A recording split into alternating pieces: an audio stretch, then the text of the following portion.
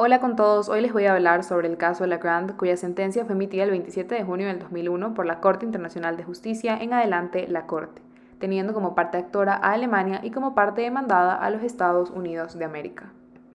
Por lo que se refiere a los hechos del caso, Karl y Walter Lagrande eran nacionales alemanes residentes en los Estados Unidos desde el año 1967. Es importante mencionar que a pesar de residir en este país por la mayor parte de su vida, en ningún momento adquirieron la nacionalidad estadounidense. El 7 de enero de 1982, los hermanos Lagrande fueron arrestados por oficiales estadounidenses bajo sospecha de haber estado involucrados en un intento de robo a mano armada en un banco en Marana, Arizona. Su caso fue conocido por la Corte Superior del Condado de Pima en el estado de Arizona, misma que el 17 de febrero de 1984 los condenaría a ambos por, entre otros delitos, asesinato en primer grado, para así, en diciembre de ese mismo año, sentenciarlos a pena de muerte por este crimen, así como a sentencias simultáneas de prisión por los otros cargos. Es importante destacar que en todo momento, tanto Alemania como Estados Unidos eran estados parte de la Convención de Viena sobre Relaciones Consulares, en adelante la Convención, así como del protocolo facultativo para dicho tratado, siendo estas, en conjunto con el Estatuto de la Corte, las fuentes principales del derecho internacional identificadas en el presente caso. La mencionada convención contiene en su artículo 36, subpárrafo 1b, la llamada obligación de notificación consular, misma que Alemania alega vulnerada por parte de Estados Unidos. Esto debido a que las autoridades estadounidenses competentes fallaron en notificar de manera oportuna y sin demora a las autoridades consulares alemanas sobre la detención de los Lagrande. Por su parte, Estados Unidos reconoce que sus autoridades competentes, esto es, aquellas que detuvieron a los hermanos Lagrande, así como aquellas que continuaron en la prosecución de su causa, incumplieron dicha obligación, incluso estando en conocimiento de la nacionalidad de los hermanos. Las autoridades consulares alemanas no fueron informadas sobre la detención de los Lagrande sino hasta 10 años después de que esta haya ocurrido, esto es, en junio de 1992. Adicionalmente, fueron los mismos Lagrande quienes pusieron esta información en su conocimiento y no las autoridades estadounidenses. Así las cosas, los hermanos impugnaron la decisión tomada por la Corte Superior del Condado de Pima a través de 3 distintos grupos de procedimientos legales. Como parte del tercer grupo, se presentó un habeas corpus ante la Corte de Distrito de los Estados Unidos para el Distrito de Arizona en miras a que se deje sin efecto su condena a la pena de muerte. Dentro de este se alegó la vulneración de Estados Unidos a la obligación de notificación consular, mas fue desestimada basándose en la regla del procedural default sobre la que andaremos más adelante. En enero de 1999, la Corte Suprema de Arizona decidió que Karl Lagrande habría de ser ejecutado el 24 de febrero de ese mismo año y en efecto así ocurrió.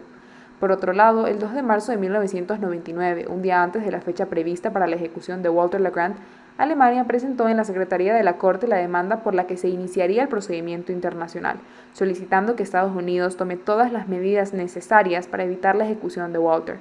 Al día siguiente, la Corte aceptó la solicitud y ordenó que ésta se acatara por parte del gobernador del estado de Arizona. Esto nunca ocurrió, ocasionando así que Walter Lagrande fuera ejecutado ese mismo día.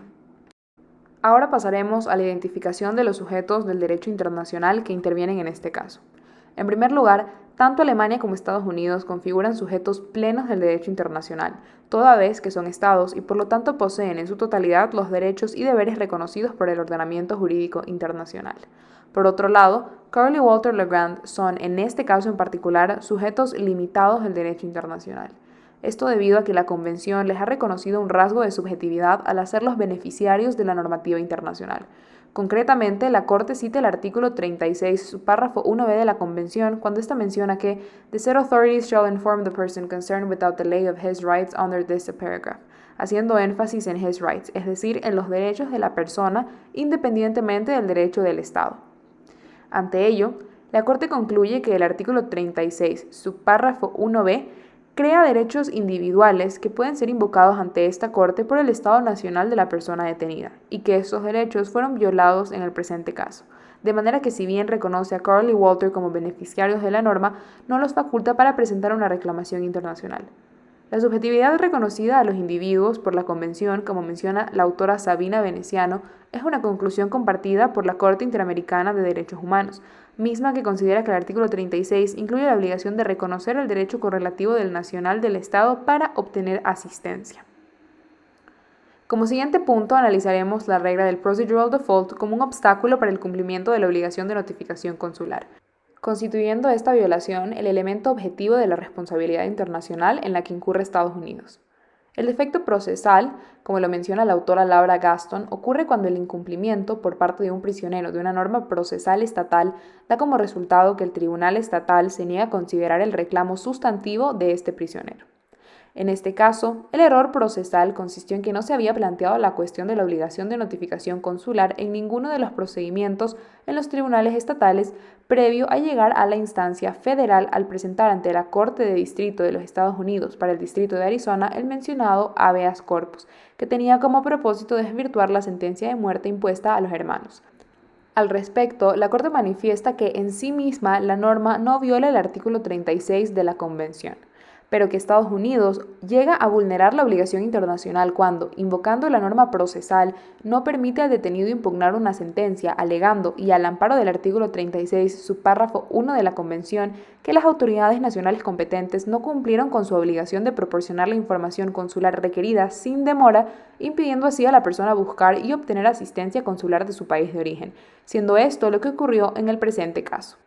Lo que ha sido hasta ahora mencionado nos da paso para referirnos a la responsabilidad internacional en el caso LaGrant. Como sabemos, la responsabilidad internacional se integra tanto de un elemento objetivo como de un elemento subjetivo. El elemento objetivo, por su parte, comprende la vulneración a una obligación internacional, mientras que el elemento subjetivo implica que esta conducta internacionalmente ilícita sea atribuible a un Estado en particular. En el presente caso, como se ha venido mencionando, la obligación internacional que la Corte determina ha sido vulnerada es la obligación a la notificación consular contenida en el artículo 36 de la Convención. Esta conducta es perfectamente atribuible a los Estados Unidos, toda vez que fueron sus autoridades, tanto del sistema penal como del sistema de la administración de justicia, quienes obviaron informar a los hermanos LaGrant sobre su derecho a acceder a la asistencia consular por parte de su país.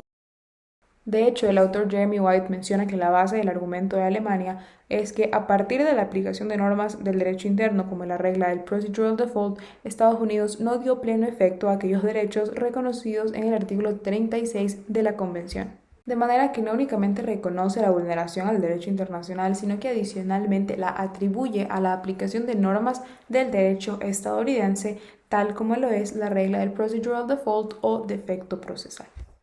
Por último, identificaremos el método que utilizó la Corte para interpretar el artículo 41 de su estatuto. Esto a efectos de determinar si Estados Unidos estaba o no obligado a acatar la medida dictada por la Corte el 3 de marzo de 1999 respecto de la ejecución de Walter LaGrant, misma que tenía por objeto que se tomen todas las medidas necesarias para que Walter no fuese ejecutado.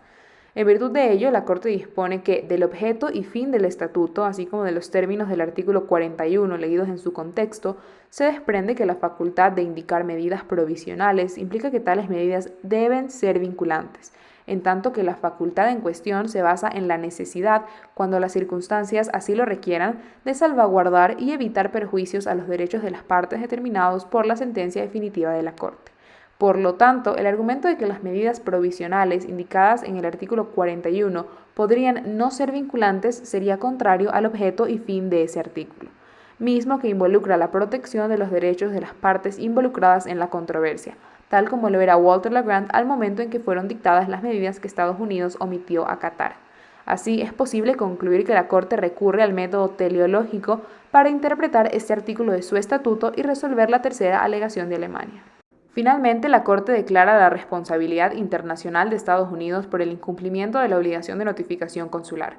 Por otro lado, Alemania solicitó garantías de que en cualquier caso futuro de detención o de proceso penal contra nacionales alemanes, los Estados Unidos garantizarán en la ley y en la práctica el ejercicio efectivo de los derechos establecidos en el artículo 36 de la Convención, siendo estas claramente garantías de no repetición, mientras que se abstuvo de solicitar medidas de cesación o de reparación, por lo que la Corte no resolvió respecto de ellas. Gracias.